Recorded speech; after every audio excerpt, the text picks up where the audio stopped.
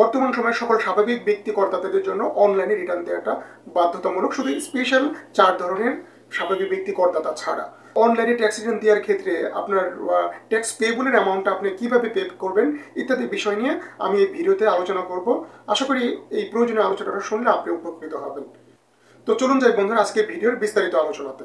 Income tax আইনের section নম্বর 173-এর subsection নম্বর 1 অনুযায়ী ব্যক্তি করদাতাকে রিটার্ন সাবমিট করার পূর্বে প্রয়োজনীয় যে ট্যাক্স লায়াবিলিটি বা ট্যাক্স পেবলের পরিমাণটুকু পরিশোধ করতে হবে।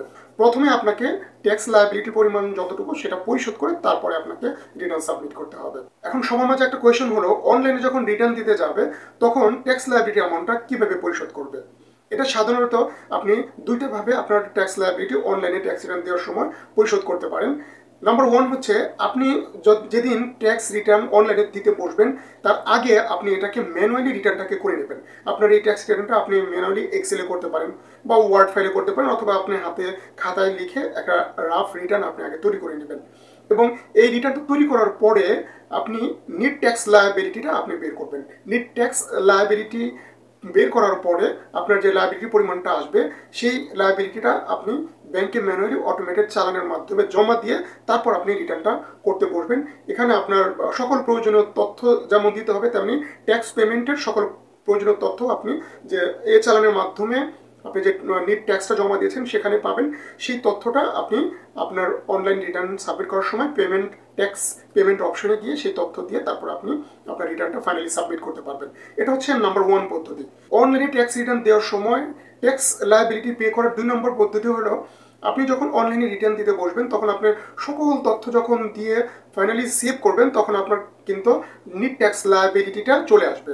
নিট ট্যাক্স লায়াবিলিটি সাধারণত আমরা জানি ট্যাক্স এবং পেমেন্ট সেকশনে দেখায়, এবং ট্যাক্স অ্যান্ড পেমেন্ট সেকশনের পেবল অপশনে নিট ট্যাক্স লায়াবিলিটিটা দেখায়।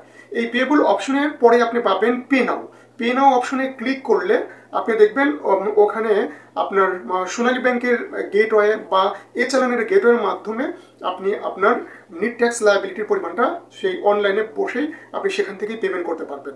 আর অনলাইনে যখন আপনি পে নাও অপশনে যাবেন সোনালী ব্যাংকের গেটওয়ে দিয়ে বা অটোমেটেড চালানের মাধ্যমে, তখন আপনি মোবাইল ব্যাংকিংয়ের বিভিন্ন অপশন পাবেন, যেমন বিকাশ, রকেট, নগদ, এ সকল মোবাইল ব্যাংকিং অপশন, অথবা আপনি ইন্টারনেট ব্যাংকিংয়ের মাধ্যমেও আপনি আপনার নিট ট্যাক্স পেবিলিটি আপনি পরিশোধ করতে পারবেন।